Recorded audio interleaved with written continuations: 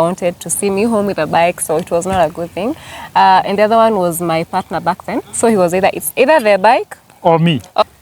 Good morning, good afternoon, and good evening from wherever you're watching this video from. Welcome back to Two Wheels Paradise. My name, as usual, is Meshak, and here we are in Loiro with a friend, a very beautiful friend, with a very beautiful story.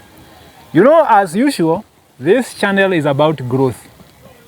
We want everyone who is doing anything in the biking industry, whether it is riding, selling bikes, selling motorcycle gear, whatever you're doing in the biking industry, I want you to have a chance to grow. Yeah, I want you to have a chance to grow. And here we are. I have a friend who has a story. We want to hear from where she comes from, what made her decide to get into motorcycling, how long she has been in bikes, what she rides, what she does for a living, because maybe she might be offering a service that you are in need of. Welcome, my friend. Introduce yourself and tell us what you do to start from there. Thank you, Samson, for having me. Aribu. My name is Alice Wairemo. My friends call me Nimmoh or Alice or Wairemo. Still, that will do.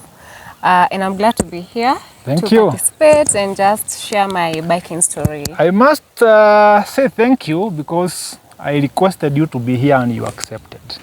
It doesn't just come. You have sacrificed some time and you also don't live around here, so you had to travel to come here. So it's an honor. I really appreciate that. So, Aris, let's start from the career point before you get to other things. What do you do for a living? I'm in corporate, in the HR field. My background is teaching and HR. Yeah. So, HR officer, HR manager, so you can decide to just fire me from here. You can decide to employ me. You can decide to increase my salary. So there's the misconception that HR is all about firing and hiring. There's so much more around Actually, I have just mentioned what the common mwananchi knows. Yeah. Because when you mention just the word HR, people think about huyu anaweza nivuta kazi, anaweza niandika, I can give her my CV.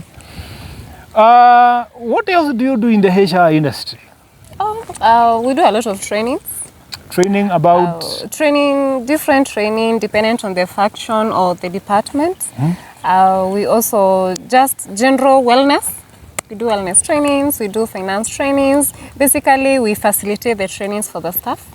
We also do a lot of performance management because when you're employed, you need to be productive, so we need to measure that. Also, there's a lot of discipline management. I know that is an area that people really do not enjoy about HR. And then also, of course, there's the aspect of salary increment. I think that's my favorite, just to see people's smiles. But mostly it's just providing support to the staff and providing support to the business. So we are majoring in HR as a business partner to the organization. Ah, nice. And I think you have touched on something that I do professionally. I am trained in counseling. I'm a psychologist. So I have some background in corporate training in stress management, work-life balance and stress management. That's what I do for a living. So I think we are in the same field. We will talk about that. Maybe unaweza nipea kazi one day. You never know. Sure thing. Yeah. Nice. Now, Alice, you are a female motorcyclist, a female biker.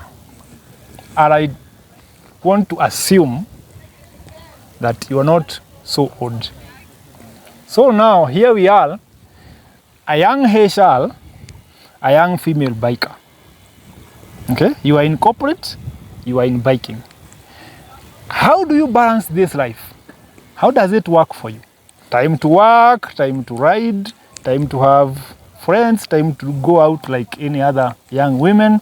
Like, how do you balance this?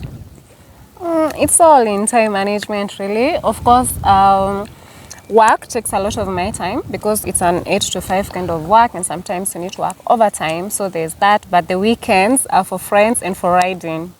Definitely. And also you can commute with the bike to and from work. So when you're going to work, you are riding? Yes. It's part of your bike life? Yeah. Coming back home in the evening is also part of your bike life. But you have the specific times that you don't want to hear anything about HR. Yeah.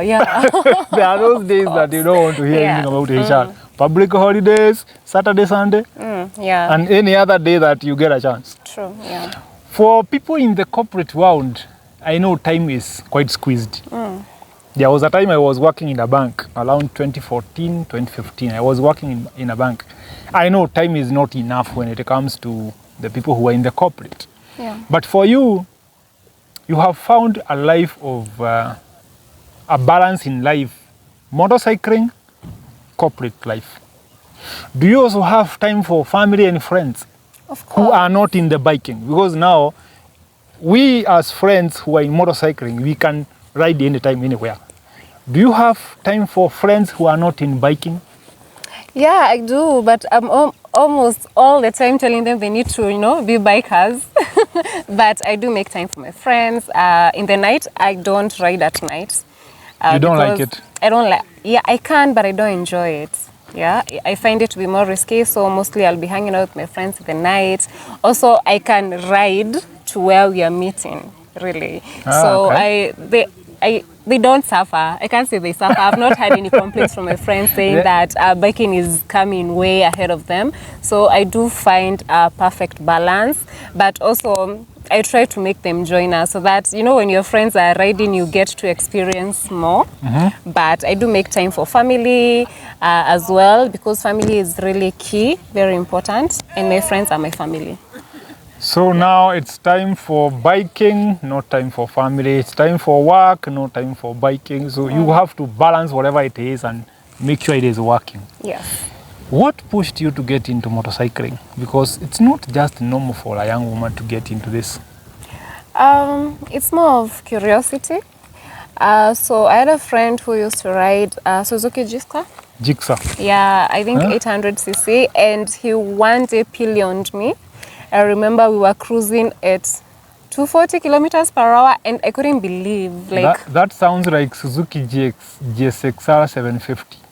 probably, of Yeah. course I couldn't tell back then, Could be a 750 because Yeah. it's either a 750 or a 1000cc.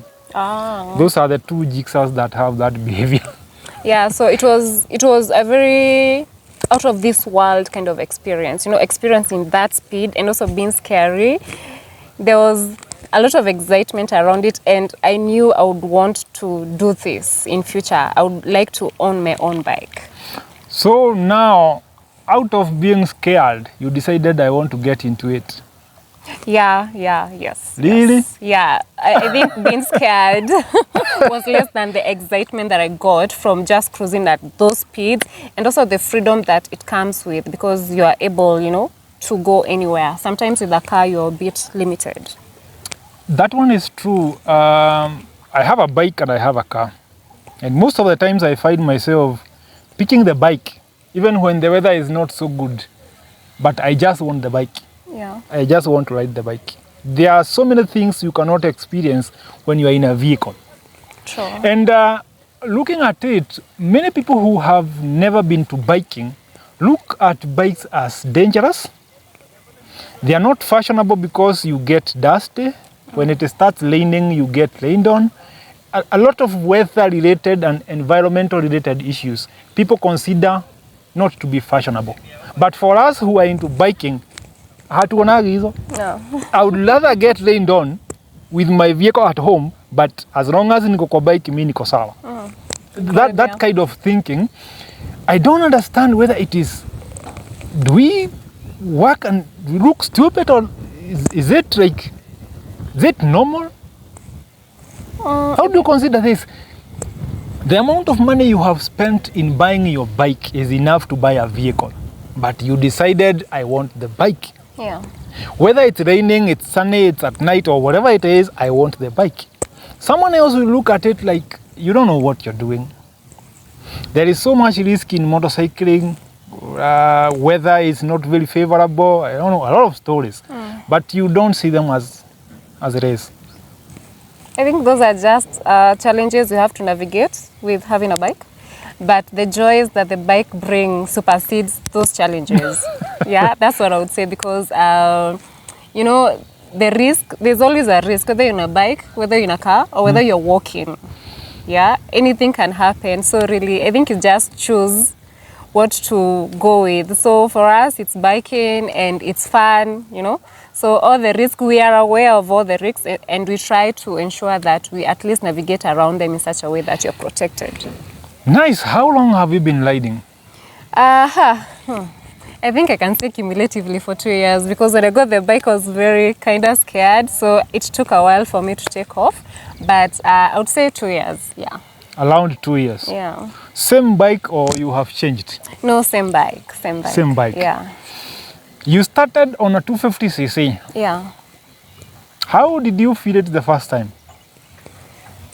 It's even now, it's really heavy. It's very heavy, but it's also very, very stable. Yeah, I wouldn't change a thing. So the way it is right now, you feel it is enough for you. You have learned how to handle it. That's Yeah. In simple language. You have learned how to merge yourself, the bike, the environment. You have gotten now that balance. Yeah, me and the bike The are bike one. you have now become one unit. Yes. You and the bike, Yeah, same yeah. thing. Do you consider that bike to be something you can continue riding for some couple of years? No. You would want a bigger one? I want a bigger Definitely. one bike. Yeah. I think I've gone to a point where I want to experience more speed and also, you know, an all-terrain kind of bike, perhaps an off-road adventure bike. Funny enough, a lot of people, and not only in Kenya, globally, people are shifting from the highway bikes to adventure.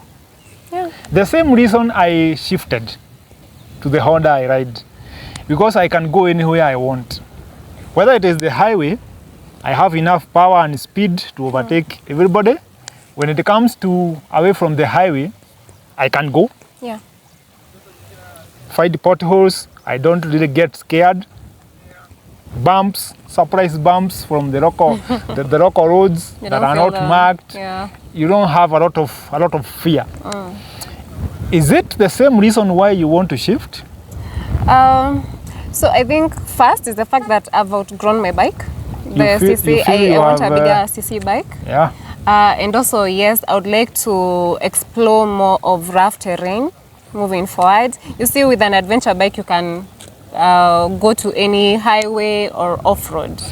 So at least I'll get to experience both worlds. Right now, I struggle with my bike on off-road. Yeah, so that's one of the reasons that I would like to move to a bigger bike, but an adventure bike. If you get anywhere there is maram, some village roads, Yeah. it is a challenge. Yeah, it is extremely. Kwanza when it's rainy, you don't wanna attend. You don't You're want to gonna get, slide and fall. you don't want to get there. Yeah. Have you had any scary moments on the motorcycle when you're riding and you consider quitting? No. You haven't been into any situation that could push you to quit? No, I've had like 2 major situations that would have led me to quit, but I know if I let the fear get into me, I will not sit on that bike. And actually, it's not even the bikes alone. Yeah. If you get that fear, it can stop you from doing a lot of things. That's true. Now, Alice, when you started riding, how did you convince your friends and family that this is the life I have chosen? Considering many people out there who have never been to biking consider this as a very dangerous lifestyle, more of suicidal. Yeah. Was it a challenge for you to convince the people around you that I have chosen bikes? Yeah. How did you get around? I think there were majorly 2 people who I needed to convince. One was my mom. I didn't have to convince her. I knew I need to get the bike and show up with the bike. Yeah, that way she can just Bye, take come all with in. it. Yeah, We are negotiating as it is As here. it's here. Yeah, and she never took it well, honestly. She didn't like me riding. She never wanted to see me home with a bike, so it was not a good thing. And the other one was my partner back then. So he was it's either the bike Or me? or me. And you know the answer because I have the bike. I already get it. Because you still have the I bike. have the bike, yeah. Yeah. So, you know, I remember when I started riding, I started back in 2012. Back there in some villages in Nyeri, it wasn't serious that I'm riding bikes. I did not even own a bike at that time. I was riding Fred's bikes, those guys who are doing boda bodas. At that time, the boda boda industry was very new. People had a lot of new bikes. Yeah. Even in the villages, the bikes were new because they have just been introduced a couple of years ago. Your friends have finished high school, others have dropped out of school. Parents have sacrificed some few things here and there. Yeah. They have bought them bikes to keep them going. So I started learning how to ride bikes on Leisure 150. I kept going on here and there for like 2 years. I did not own a bike. And then at some point, because at that time I was in the campus, I was on and off from bikes. Even if I don't own them, I still have a chance to ride a bike. And I was riding them a lot, but it was around the village. Until now, I started working here in a lobby and decided I want to start owning my own bikes. And when I showed up at home with a bike, it was a story. My dad was like, how did it even start? Yeah. Okay, you have a bike. I can see you have a bike. It's not the normal bikes we have here because it's quite a big bike. But how did you get here? It's the lifestyle I want to live, huh? Okay. My mom is there just looking at me like, young man, I don't know what is going on here, but whatever it is, I just hope you are safe. Yeah. I remember the first few times I went to the village with that bike, my mom would call me like 10 times before I get back to Nairobi. When I leave home, I must get a couple of missed calls. Yeah. She's not very sure how safe this boy is. Are you sure about this? But later on, they got used to it. Because 1.5 hours later, I'm in Nairobi, I make a call. Mom, I'm home. Home where? Nairobi. How fast? Yeah, it is fast, of course, because when I come with a vehicle, I take a couple of hours, but now I'm home. I think they got to a point they made peace with it. So I want to believe your mom has also made peace with the whole thing. Okay, she passed on. May her soul rest in peace. So I'm sorry about that. She never made peace with it, ever. But of course, she cared to know whether I'm safe or not. But her preference was I do not use the bike. But of course, when I use it to go home, she actually really wanted to make sure that it's safe. Yeah? As much as she didn't like it, she also somewhat cared about it and cared about me and my safety. So ensured that I dress up nicely to ensure I'm all covered with all the gear, everything is fine, I'm not feeling cold, that way I don't get unwell because of the wind, and that the bike is at a safe place at home. I remember she called like 2 guys to come pick the bike physically, take it downstairs so that it can be inside the house when I sleep over. So yeah, she... Just to make sure it is safe. Yeah. So looking at it, at some point she made peace with it, but she never told you, I think this is nice. She never told you that. Could be. But the fact that she was caring about how you dress, the safety of the bike, looks like she made peace with it, but she wasn't very sure how to act. Sure thing, yeah. Our parents love us in a very mysterious way. They will never tell you. Not like these days we are telling our kids, I love you, ABCD. Like, ours are military generals. They will never speak about their feelings. Yeah. But they'll do things that will tell you, this person cares about me. True. I remember one day I went home and at night my mom wakes up because it's drizzling. My bike is out, but within the compound there is a gate, a concrete wall. The bike is safe because my dad's vehicle is here, my bike is here. But she thought, what happens to this bike if it gets rained on? She went and looked for some materials to cover the bike. I'm waking up in the morning and the bike is covered. I'm like, okay, what happened at night? Because I can't remember doing this myself. Then I realized, it's my mom. So now they care about our feelings. They care about what makes us happy. But most of the times they'll never tell you. African moms, especially moms, they'll never tell you. But you can be very sure they care so much about it. That's true. But now when it comes to some partner who is telling you to choose between a motorcycle and me, you can be very sure I'm going to fuel. I'm choosing fuel.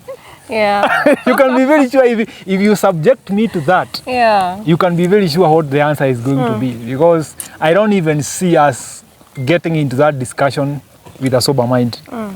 This is about me. Sure. I chose to use the bike. You can have your opinion about it, but not so much of an opinion to a point where you're telling me I have to choose between this and this. Yeah. You lost me the moment there was a choice.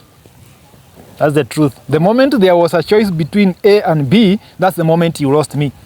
Because even if I choose you and sell the bike, you can be very sure I'm not going to be happy with you. Yeah, you can be very sure I'm not going to be happy with you. So it is you or me, definitely the bike. The bike. You're going to choose the bike. Definitely the bike. Yeah. You have been traveling around this country on motorcycle. Yeah. I try to believe so. How far have you gone in a day? Like let's say one day you leave home. Yeah. I want to take a trip. What's the farthest distance you have ever traveled on a motorcycle? My recent trip to Diani, that was the longest that I've done. Diani is almost 600 kilometers, I want to believe so. Yeah. So starting in the morning, we were there by 6:30, 7 p.m. So you traveled the whole day? Yeah, but of course it stops. But it was, it was an entire day trip. Yeah. How was it? Wow. It was, looking back now, since I'm back, it was an amazing trip. It was amazing, it was worth it, and every experience that I got was excellent. But when I was on the road, no, I was very nervous, I was very worried. But I had with me a great team who were very, supportive. I think we were 3, so we were in each other's purview. But then it got to a point where I actually fell. So I think that was one of the... What happened? I was coming too fast, and there was a bump ahead of me that I had not noticed. So I did my rear brakes, and what do you call the thing the bike does when you brake? Skidding, fishtail? Fishtailing, yeah, and I was on the ground. I can imagine now, because your bike doesn't have ABS. Yeah, it doesn't. Yeah, Benelli 250 doesn't have ABS. Doesn't. I used to ride 300. I had 2, a red one, a 2018 model, and a white one. Yeah. You know the white one. I know the white one, Yeah, the white one, the 2019 model. Yeah. It was newer than the red one. And that white bike is the bike that took me the farthest. Yeah. Because I believe in 1 year, I did around 40,000 kilometers on it. Wow. That was a lot. That's impressive. That was a lot. And actually what slowed me down was COVID. Because COVID came in between now, the time I'm buying this bike, and yeah, COVID slowed me down because there was a time when roadblocks were all over. Yeah. You couldn't leave Nairobi. You can't even go to the village. That time, I took a couple of random trips around Nairobi and I got tired. So at some point, I think I packed it. But you look like a cop. Yeah. Actually, it made people think of me as a traffic cop. And actually, the reason why I sold that bike, I have told a couple of friends this story, but many people online, actually the people who know me because of that bike, because it gave me a lot of publicity. Yeah. Many people don't know what happened. I sold that bike and I made sure it went far away from Nairobi. It was bought by some guy who is a teacher in Garissa, but comes from Lamu. The reason why I sold that bike away from Nairobi is I got into a situation, someone pulled a gun on me. Wow. A driver pulled a gun on me in the evening around 8 p.m. I'm riding home from Ruaka along the northern bypass, and then I realize there's a vehicle behind me flashing lights. I can't understand what is going on because I'm not even overtaking anyone. I'm following traffic. It's a slow ride in the evening. You're not in a hurry. You're going home. And again, at night, it is not very safe to be overtaking, getting in between vehicles, you see, because of making mistakes of underestimating the space or overestimating the space. Sure. And again, the other driver can make a mistake and come too close, they can hit you. So I decided to follow traffic. Someone is flashing lights behind me, and I can't understand what's going on. Until the vehicle got so close, and I could actually tell which model of a vehicle from the headlights, because I could see them in my side mirrors. It's a Mercedes. And I'm wondering, why is this Mercedes flashing lights? So I moved to the left almost going off the road, and I signal the guy to just come close, talk to me, tell me what's going on. Maybe he has seen something I dropped or something. But I realized this person is aggressive. Okay. This person is aggressive. I don't understand why this person is behaving so aggressive. Starts to swerve. I go off the road. He goes off the road. What's going on? So I decided, let me overtake the vehicle in front of me. I just don't want to get involved in whatever shenanigans are going on here. I overtake the guy, follows me. And then he cuts me off and goes off-road. Wow. What's going on, man? I'm just about like 3 kilometers away from home, and this guy is starting to behave in a way I don't like. So I slow down, I let him move, he's not moving. Want to stop, I overtake again, and then it became some kind of a chase, but I'm running away from this person. I managed to get away from him all the way to Kahawa West. But somewhere in my hand, I'm so scared, but I still want to see at least a number plate or something to at least have a memory of who was tormenting me. Sure. So I park somewhere close to a boda shed and wait. Then I could remember the vehicle I overtook, a couple of them. So I knew black Mercedes must be in between those vehicles. And then the Mercedes shows up. I look at the number plate and I see the special numbers, 001A. You see those numbers, 001. I knew right away this either a politician, a cop, someone who looks like they are disturbed. Then I could see the guy holding a walkie-talkie. I thought maybe it's a cop. Okay, let them go. The moment they passed, I pick my bike. Kumbe the guy has seen the bike. He is looking for the owner of the bike. So you're not on the bike, you're like on the side. I'm on the side. I'm parked. But this guy has actually seen the bike because he was very keen looking for it. He has seen the bike. Then the guy parks. He wants to get out of the vehicle. Guess what? The guy has a gun. Where? He's holding a walkie-talkie and a pistol. What? And this guy is not dressed like a cop. He's wearing a baseball cap, some shorts, and a t-shirt. This is not right. This is not right. Bahati, there was a white Prado. The driver noticed. This guy has stopped and he is looking for something under the seat. Okay. He was picking the gun, I think, from the safe under the seat. So I'm here just trying to get very close to my bike, get on it and run away because now this looks like a disaster. I managed to get on the bike and this Prado guy created some roadblock to give me way to run away because straight away this guy noticed huyu jamaa wa Mercedes ana target huyu besti because this guy looks scared. He want to make a U-turn kwa giza. It must be some war between these two people because this guy gave me way nikatoroka. What? I couldn't ride that bike for a whole week. You're traumatized. Because you don't even know who is hunting you for whatever reason. I don't know whether he made a mistake of thinking I'm a cop because that bike was looking very close to a police bike. And again, I was wearing so suspiciously, like I looked like a cop. I remember, it was very close to looking like a cop. Maybe he had some issues with traffic cop or something, I don't know. I had to sell the bike, so definitely it had to go. Sorry about Unfortunately, it had to go because these are the moments you choose between this bike that you love so much or your life. Again, I'm not going to shift from this estate. This guy looks like he's coming from around here. Again, the following morning, I made some inquiries about that vehicle because I captured the number plate. And someone else, another biker, confirmed they had a nasty experience with the same guy. He has been there harassing people on motorcycle. So I came to understand it was not me. He wasn't targeting me. He's a guy who has some vendetta or some kind with bikers. So now I had to sell the bike and just hang around here trying to think what to do. But definitely I had to give up a very, very beautiful bike. I had to give up a very beautiful bike. You look very good on it. I remember I was like, wow, this guy looks like a cop. Then you had the green. It was something. And you know, that kind of dressing was saving me a lot. There was a time nilipigwa goto na jamaa wa mat. What? Hapa tu Roiro. Exit 11. Why? It was that time of COVID. You know, magari zilikuwa na space katikati. You cannot carry hizi viti za katikati. Yeah. Because of social distance. So jamaa amebeba excess. Alafu mimi katikati ya magari ni jioni ni lane split hivi. Jamaa akaniona kwa side mirror, akaona karau. Anajaribu kujifisha na huyu karau ni kukuja tu anakuja. So mimi nilikuja karibu na yeye, nikapata hakuna space inatosha. So mimi nimesimama katikati ya traffic na ngoja wasonga nipate space. Jamaa akarealize huyu si karau.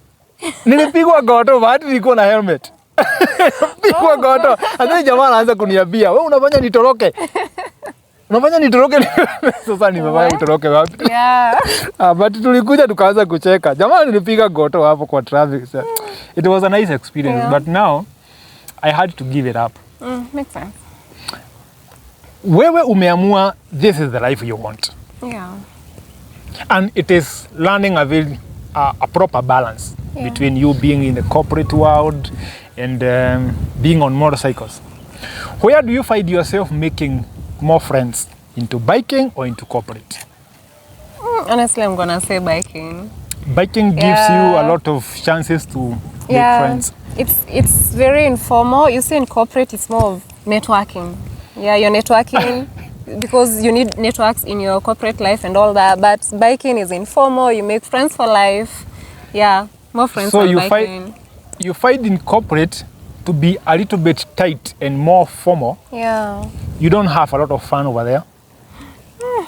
Okay, slight fun, but more corporate more fun. work. It's slight corporate fun. Yeah, let's say that. Yeah. Because what you're trying to do is to create an image. Yeah. Create an image for the business purposes. Yeah. But in motorcycles, we don't care. Yeah. When you come to the other side, we don't care. But again, you still know we also have careers. Yeah. We also have careers over here. I don't know how this one works, but for you it must be challenging. You want to keep that image of young, beautiful woman. But again, you also have to carry around some helmets and some jackets. Yeah.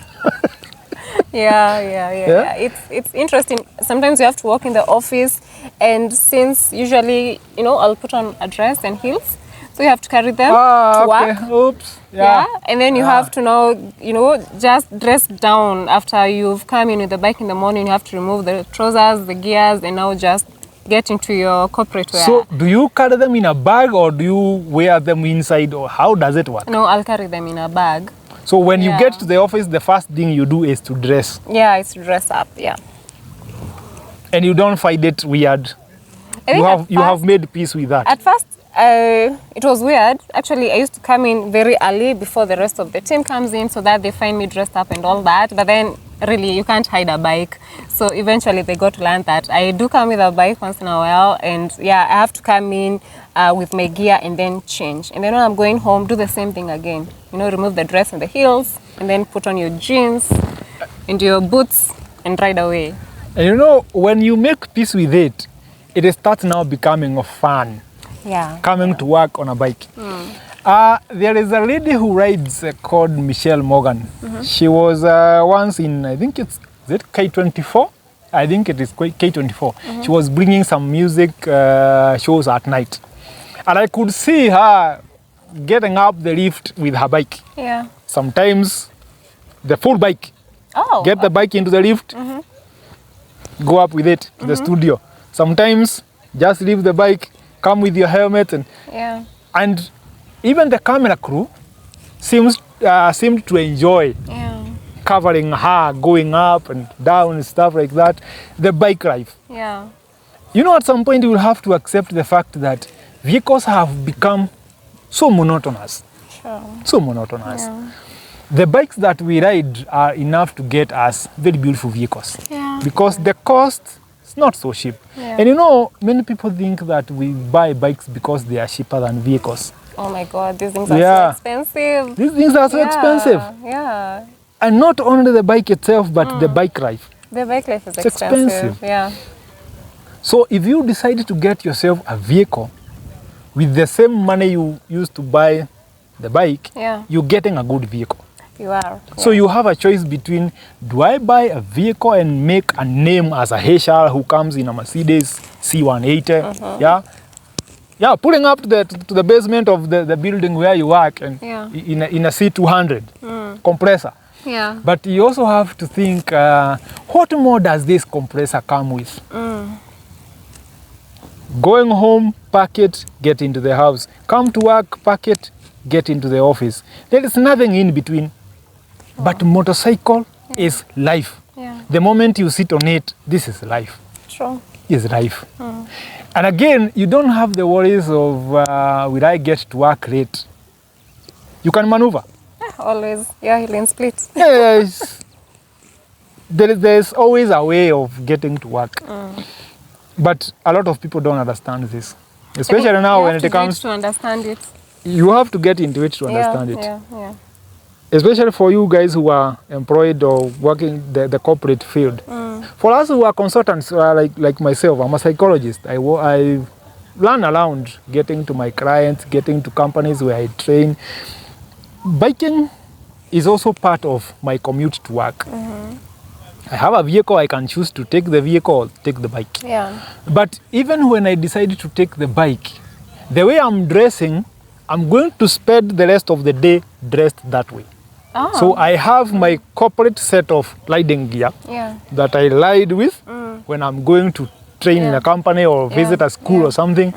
I don't want to carry a lot of stuff around. Yeah. Maybe another pair of shoes. I don't want to spend the whole day in boots. Yeah. But that's it. Okay. But for you, when you decide to do hills, you have to carry them. You have to carry them. So it is you, the bike, and another set of clothing in a bag, beating traffic, feeling so happy. Then you get to the office and you're like, oh no, I can't spend the day like this. Okay. I have my heels, I have my dress. Yeah, remember you my have makeup. to do our hair and do the makeup because you can't have makeup under your helmet. Actually, it is going to ruin your makeup. So what I've realized is many female bikers choose to do hair that is like universal in lifestyle. Yeah. When you're biking, you don't have a lot of problems with hair. When you get to the office, you'll not spend a lot of time trying to make this hair up. Yeah. Do you have a challenge with that? I used to in the beginning when I was just trying to research how I'm gonna go around it. And Wamoyo, there's the lady Wamoyo has that's very my nice, friend. Has nice YouTube clips telling you what is the best hair to work with. But I think now I'm used to it. I'll do braids. Braids mostly they're easy. Yeah, because you just hold them and you go with it. And then when you get to the office, you style them, and now you look nice. It doesn't take you a lot of time to style your hair. No, it doesn't. Yeah. Really doesn't. Yeah. Okay, now, Alice, would you advise another lady of the class where you are in the corporate, your age group, to get into motorcycling? Of course, yes. Come all. Yeah, it's fun. You don't have any reservations? I don't have any reservations. All I tell them is you have to know that you're gonna fall. You have to One be prepared. or 3 times you're gonna crash, but if you're careful, it probably won't be that bad. But of course, the joys outweigh that, and you'll recover. Let me ask you: did you have to go to a riding school to get the riding skills? Were you trained formally, or did you start like myself, who just started some place in some village? Although I went back to school in 2018, I spent around 4 months in a school called Inked Biker in Karen. Yeah. I have a friend called John who has a very nice training set in Karen. I had to go there to make sure what I'm doing is safe for me. Yeah. I had to make sure I'm going there because your safety matters a lot. Yeah. You might think you know how to ride until a situation arises that questions the whole skill set that you have. Sure. Yeah.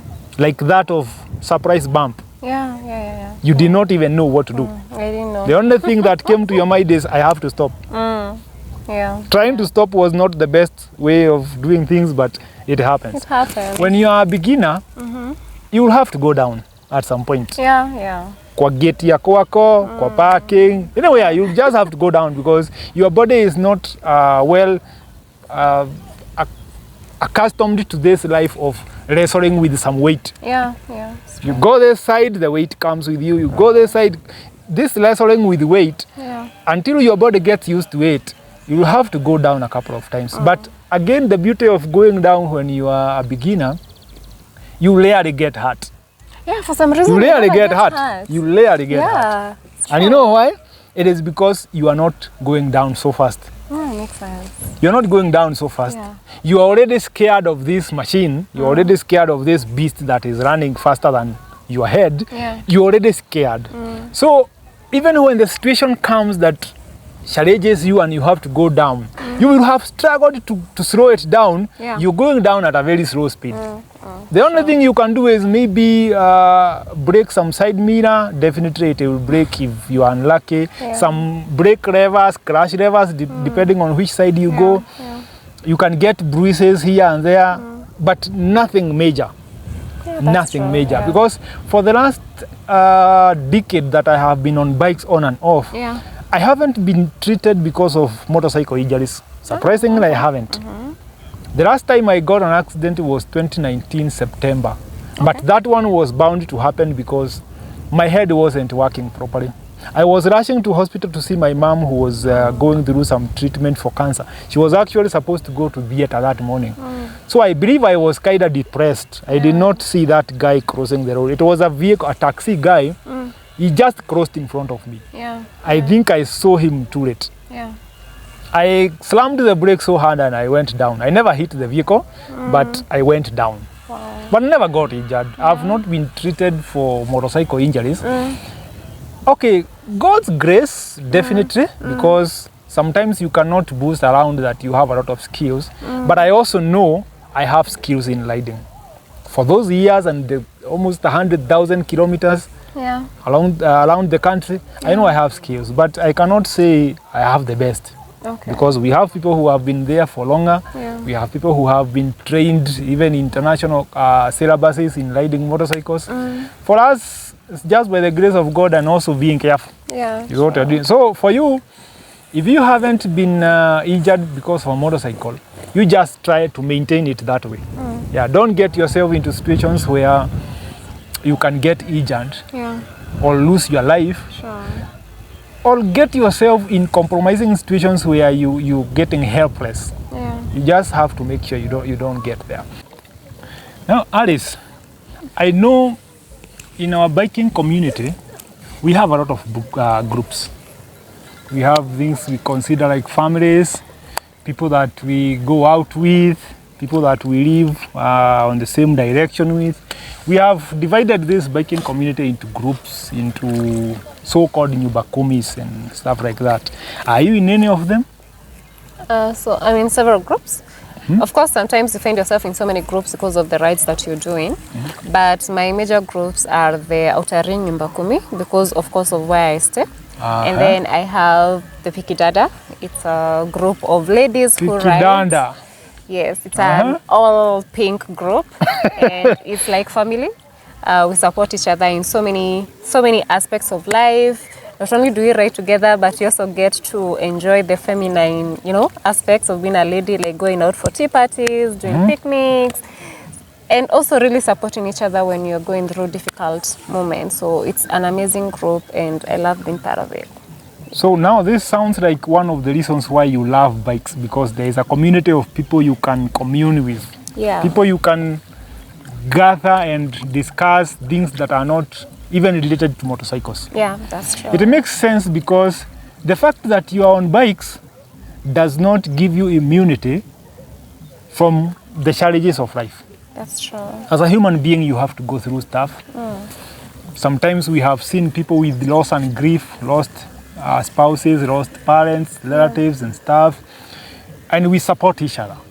It is one of the reasons why when you get into motorcycling, you don't find yourself very easy to quit. Even when the bike is challenging you, the riding itself is challenging you, there are other factors that are holding you together with the biking community because these people are there. And you can be very sure we have contributed money towards charity events and stuff like that. So in Pikidada, you do these things. We do a lot of also community work and just generally support each other. So there is the element of supporting each other within the group Yes. as the members, Yes. and also supporting the community that is outside the scope of the group.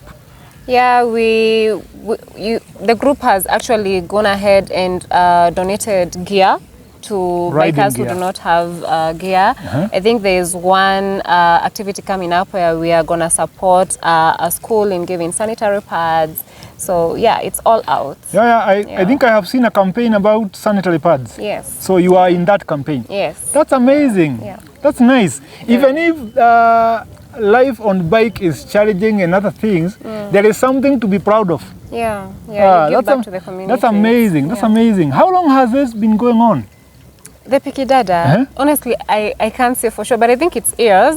But I've been in that group for 3 years, so it's been there. It's a stable group. It's been there for years. It's been there, yeah. That's incredible, because we are not only in motorcycles to have fun. We are not only in motorcycles to just ride, add mileage, burn fuel, get ourselves rained on. Yeah. We are not just there to just ride motorcycles. There is more to biking life than just being on a motorcycle. Yeah. This is incredible, because also in some of the groups that I belong to, we also do things. Okay. Unfortunately, we have lost friends and people who are close to us because of motorcycles. Yeah. But that one is not enough to make us quit. There is more to motorcycle than just being on a bike. True. You are also in other groups, I believe. Yeah, I'm in because other groups, yeah. We have divided the community into types of bikes, direction where you live, Yeah. other interests. And are you in any of the bike-related group? Yeah, I mean, I think it's a TNT and TRK family. Beneri group. Yeah. I'm also a member there. Yeah, And the reason why we got there is because we owned Beneris. Yeah. But when I sold it, I never quit. I think so many people have actually changed their So bikes, many but they're still there. Including our main admin, Yeah, Tony Kadogo. sure, yeah. He is the founder of that group. We used to ride Beneris together. 2018, 2019, 2020, we used to ride Beneris together. But these days he rides Kawasaki Z800. He is no longer in Beneri, but he is still the admin. Still in the group. Because you see, these groups make us family. Yeah. And you cannot just decide to quit that group because you have sold that bike. You have made friends, very close friends, that you don't want to lose. So being on a bike makes more sense than just riding. That's true. In simple, it makes more sense than just riding. Have you ever done any business in motorcycles? Personally? Yeah. No. I'm mostly more of supportive to people who have businesses that you who don't are want to get- bikers. Maybe I can find a niche that I could work with, but really I'm more of a supporter. Yeah, because for me, for all those years I've been on bikes, Yeah. this is the time I'm starting to do things and start to earn money in motorcycling. It has been me spending money on bikes, Yeah. But there is so much you can do. I think one day you're going to find some space in your schedule where you can fix bike-related stuff. But you also have to be ready to deal with bikers, because I know some of us are also very difficult. Yeah. I see stories on AMD. Some of us are also very difficult when it comes to honesty and some decency. Yeah. We can also become very difficult. Apart from being in the Piki Dada, which is an all-female bikers group, the Benelli group, which is a mixture of men and women, do you find yourself making male friends because of motorcycles? Yeah, I have several male friends, especially because I'm very inquisitive. Most of my friends, I found them when I was learning how to ride or just researching the kind of bike that I need, because I needed to speak to people who ride. People who have an idea. Okay, as women, perhaps let me talk about myself. I'm not very technical. I just want my bike to move. I honestly don't even know how to put air pressure. So you find that if you have those technical questions, it makes sense to ask a man. Yeah. Okay. A male biker who probably will tell you perhaps your bike is behaving like this because of this. or maybe you should not get a sports bike, you should look at getting a naked bike, or perhaps, you know, this is the best kind of helmet, or this is the best kind of camera. So yeah, it makes sense to just have male friends and female bikers, but I have made several male biker friends because of mostly trying to figure out how to navigate the bike life. Yeah, and sometimes your bike will not work for some reason. For some weird reason it fuel iliisha and you didn't notice. Yeah, so you call someone, you're like, this is happening. My bike is not running. Yeah, so they'll tell you try this and that. Mostly, honestly, by female bikers, okay, we are not very technical. We are not very technical, so that's where the male bikers will come in. Most of you guys are not technical. You're not technical, yeah. For some of us, we have been forced by circumstances to become mechanics, self-sufficient. Yeah. I move around with a bag of tools and spare parts and stuff. I don't leave it behind. For some reason, I got into an old bike. 2 years down the line, this bike has made me a full trained mechanic. Yeah. Because a lot of issues that come out of nowhere. Yeah. Just riding your bike, one cylinder is not working, I don't know what plugs did what, carburetor did what, a lot of shenanigans that frustrate you, but they also train you how to become self-sufficient. Yeah. Especially for me, who is an adventure biker, someone who just wakes up in the morning and decides, I want to see how Mount Kilimanjaro looks like. Yeah. I want to see the interiors of Rogonaut. See? And I'm alone. You have to learn some of these things. There was one incident that almost turned nasty. I was inside the Rogonaut forest. You see, from the Maimahiu Naivasha highway, you cross the SGR and ride a couple of dozens of kilometers from the highway into the jungles. And then my throttle cable decides to snap in the middle of nowhere. This can turn out nasty because where you are, even deciding to call someone for rescue, you'll have to explain so hard to get them to exactly where you are. Sure. To get them to where you are. But now that is where tools come in, because I had some few cables, tie-ups here and there, some pliers. Just make up something that will get you out of this hellhole into the highway, where you can actually tell someone, I'm somewhere, you just come and... But I managed to fix it in a way it got me back to Nairobi, and then I replaced the whole cables and life moves on. So I have learned to be self-sufficient, but I do not expect everybody to be like that, because we are made different. For me, I'm a technical person, right from birth. I have done a lot of things. Fixing cars, I have never been a mechanic. Fix cameras, fix TVs, electricity in the house starts to misbehave. I'll just get the whole wiring out and fix things. I've never been to any school. So some of us are born technical. Others like you find yourself, when it comes to the office work, you have a lot of ideas, very brilliant ideas. But for me, I might struggle to make up something in the office, but out here, you can be very sure I'm going to do something. So we are not the same.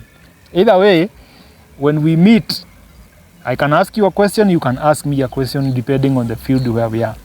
So for you, making male friends is more of convenience. It kind of is. It's more of convenience because you know you need rescue at some point, you need some ideas. Yeah, but also just generally having a community of friends that you can support each other and support them. For example, when my mom passed away, my biking community was very They came through. They came through. They supported me. They came to the burial. So also you start by the fact that you need them for something, but then it ends up being like a lifelong kind of friendship. Not because of biking, but because of other aspects of life. You know, it also helps with work. You might get someone, you know, in your profession, and you're able to network. So really, basically, friends. Yeah. True, because for me, in my counseling career, I have handled a lot of bikers. Just because of being vocal about bikes and being out there talking about bikes, people have got to know this name, Meshach. And because I also don't shy away from saying what I do for a living everywhere I go, I have found myself getting company deals for training. I have other HRs, directors in companies, even in government institutions. I have had some deals. Okay. So being on a motorcycle is also more of financial support system, because these people are going to find you qualified for something. From how you speak, from what you tell us, from what how you do things, someone will look at you and say, I think Alice can do a better job here than so and so. So can we try her? Do you do consultancy in what do you call recruitment? I've not gotten into it a lot because mostly, okay, my job is also really demanding. So it's something that I can do really if someone needs, like, you know, needs me to consult in any function of a HR, because I'm a HR generalist. I can do it. Yeah. So if anybody is watching this video and they would want to get some service from you, you'll be happy to do that. I'll be happy to do that. And also, honestly, I'd be happy to even just mentor people who are getting into the work job, you know, the Gen Z, the fresh guys in the workplace. I would love to speak to them because I'm not very sure what's happening there. Nice. So nice. I would offer free. So I don't mind. You're confirming to me that you are available in case someone wants something to do with HR consultancy. Yes. You can advise someone, you can guide them on how to do things. Yeah. Nice. Now, as we close this one, tell us one thing that you would want to do from now, like a trip you are planning to do or something. Tell us something that is in your head, something you're planning to do after a couple of days from now. Okay, I'm so excited for my upcoming trip. So Pikidada and I are going to Samburu. We're gonna see the Mount Ololokwe, hopefully go to Buffalo Springs, just the entire trip, the experience. So that is something that I'm pretty excited about. Mount Ololokwe. Yeah. It is from Isiolo getting to Samburu. Yes. That's a distance. Yeah. It is. Yeah. I want to believe it is quite a distance. It is. And you are so excited because you know you're going to handle that. Yeah. Yes. Really? Yeah. It's like, what, 350 kilometers. So. 350 from Nairobi? Yeah, from Nairobi, yeah. Meaning you cannot go and come back the same day? No, you have plans of camping or something? Yeah, maybe not camping. You don't have the courage to camp outside. Camping, I can camp, but for this particular trip, we are gonna do a lodge. So it's generally just go, then explore the area, then come back perhaps after 2 days. Yeah. After 2 days. So it is not a trip today and tomorrow I'm back home. No, it's an experience. Okay, that one makes a lot of sense. Yeah. I also like it when I travel. I have learned one thing. If you travel with some limit in the amount of time you want to spend on the road, you do not really enjoy the travel. You're under pressure, because you are putting yourself under pressure. Self-inflicted pressure. Yeah. Which also works against you and can cause even accidents. You have some timeline. I want to travel from Nairobi to Nanyuki. It's around 200 kilometers. And I want to be there in the next 1.5 hours. You're going to be fast to cover up that distance with the timeline you have set for yourself. But again, when you get there, you start asking yourself, why the rush? Why was I coming so fast? There is a day I left Nairobi and got to Mombasa by 12 noon. I left Nairobi around 6:30. 12 noon I was in Mombasa. Wow, that is very fast. I later asked myself, was it even worth it? Was it? Was it even worth it? Actually, the answer was definitely no. The next time I was getting to Mombasa, I got there around 4 p.m. And it was quite a journey. And mark you, the first time I got there, I had a smaller bike. Yeah. The next time I'm getting there, I have a bigger bike that could get there even faster. But I'm finding myself being so slow. But by the time I get there, I'm so comfortable. I can find some 2-3 bikers around here. They're going to show me the streets, take me to the beaches before the day ends. You'll have a lot of fun. But when you get there so fast, you get there so tired, you just want to book a hotel and sleep. Doesn't make any sense. That's true. Those emergencies in motorcycling, I don't find them even necessary. Unless you are learning to save something, of which I don't even know what it is. Because you're going to risk your life along the way trying to go and save something. Sure. We are not ambulance drivers, we are not investigators, we are not learning a way to stop a crime. Yeah, you're not learning to stop a crime, so you just have fun on motorcycle. So thank you so much, Alice, for spending the day with me. I really don't take it for granted. I really appreciate it because this whole discussion started like a joke. Yeah. We need to spend time and talk, and then you showed up.